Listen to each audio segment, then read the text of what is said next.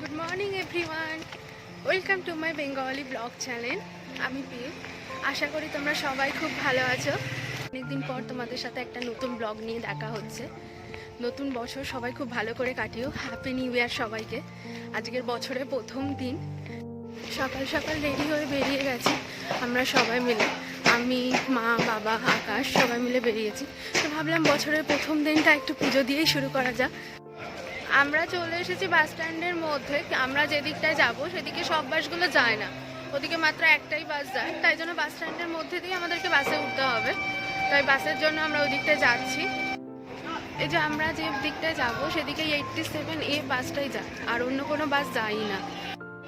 এদিকে আমাদের বাস ছেড়ে দিয়েছে, এদিকে বাস ছাড়ার সঙ্গে সঙ্গে গানও ছাড়িয়ে দিয়েছে। আজ আমরা চলে এসেছি গুরুদেবের আশ্রমে। এই যে শ্রী গুরুদেবের আশ্রম, যেটা কাঁচরাপাড়া পলাশির ওখানে আছে।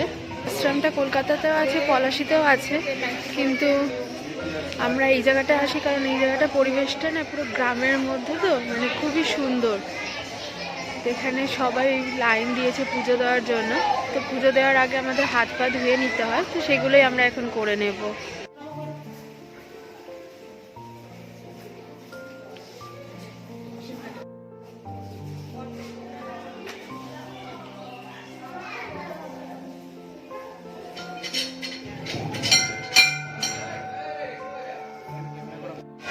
গুরুদেবের আশ্রমে 365 দিন 24 ঘন্টা পুরো সবসময় ঠাকুরের নাম হয়।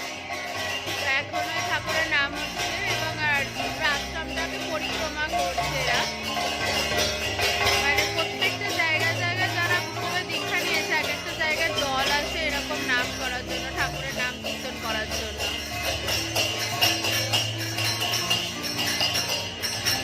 আমাদের প্রসাদ খাওয়া কমপ্লিট। আমি আর আকাশ এখন আশ্রমটা একটু ঘুরে দেখছি। মানে পুরো একদম নিস্তব্ধ, সাইলেন্ট পুরো। চারিদিকে খুবই সুন্দর। চলো তোমাদেরকেও দেখাচ্ছি।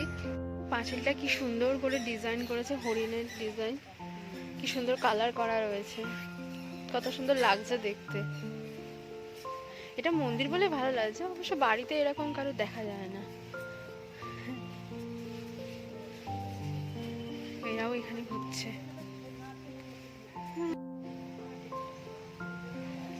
এটা হচ্ছে আমাদের গুরুদেবের জট সমাধি মন্দির।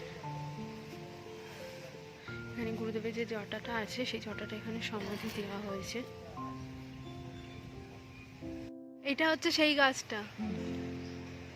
গাছের, আচ্ছা বাবা, এই গাছের ফলগুলো কি মানে কচি থেকেই এরকম?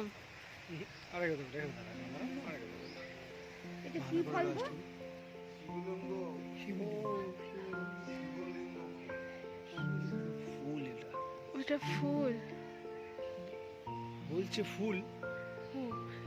এটা ঠিক বাতাবি লেবুর মতো দেখতে না? আগের বারে এসেছিলাম তখন কত নিচে পড়েছিল, এখন পরিষ্কার করেছে, ওই জন্যই একটা দুটো পড়ে আছে। আচ্ছা বাবা, সব গাছে এরকম অরেঞ্জ কালারের ধুতি পরানো কেন? না এটা কি, না গাছেও ধুতি পরি।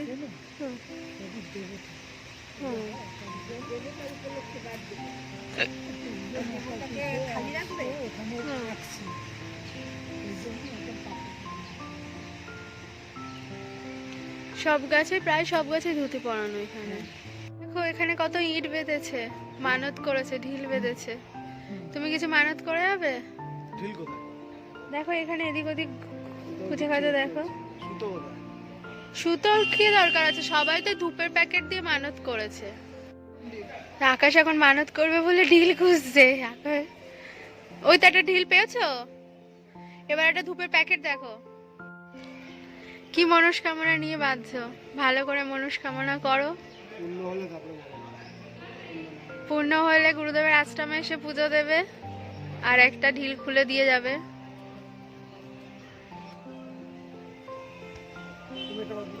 আমি একটা বাঁধবো, দাও।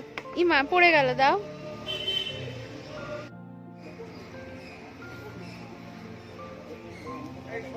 আপনারা সবাই দেখতে পাচ্ছেন আমার ওয়াইফ এখানে ঢিল বাজছে মনের কামনা পূর্ণ করার জন্য। দেখা যাক ওর মনের কামনা কবে পূর্ণ হয়। আমাদের দুজনেরই ঢিল বাঁধা কমপ্লিট হয়েছে। দুজনের মনস্কামনা নিয়ে ঢিল বেঁধেছি, দেখি কার মনস্কামনাটা আগে পূরণ হয়। তো চলো ওই দিকটা একটু ঘুরে আসি। দেখা যাবে কারোরই ভুল না হলো। আমরা আশ্রম থেকে বেরিয়ে এদিক ওদিক ঘোরাঘুরি করছি, তো এখানে এই দাদু উনি পেয়ারা নিয়ে বসেছে। তো এখানে আমরা পেয়ারা মাখা নিচ্ছি। এটা হচ্ছে 20 টাকার পেয়ারা মাখা, আর ওটা হচ্ছে 10 টাকা, মানে সাইজ ছোট আর বড়। 10 টাকা 20 টাকা। দাদু হালকা ঝাল দিও। এই যে আমাদের পেয়ারা মাখা রেডি হয়ে গেছে, কাসুন্দি দিয়ে মশলা দিয়ে করে দিয়েছে। এখানে একটা টুথপিক থাকলে খুব ভালো হতো, খেতে সুবিধা হতো। তুমি কে প্রথমে দেখো কেমন হয়েছে? ভালো হয়েছে টেস্ট? ভালো লাগছে? হেভি লাগছে তো? মানে বাসাতে কত নাই গো? বাসাতে এটা মাখা দিয়ে 15 টাকা নেবে হয়তো ম্যাক্সিমাম। 15 টাকা। হ্যাঁ, এখানে তার থেকে বেশি হবে। এখানে লোকজন এসেছে, ওরাও তো এখন ব্যবসা করবে না। ওনারা গেটের সামনে এতক্ষণ ধরে দাঁড়িয়ে আছে। আমাকে খাইয়ে দিচ্ছে আর আমি খেয়েই যাচ্ছি। তো চলো কুন্ডুগঙ্গার ওদিকটা একটু দেখে আসি। এটা হচ্ছে আমাদের কুন্ডুগঙ্গা।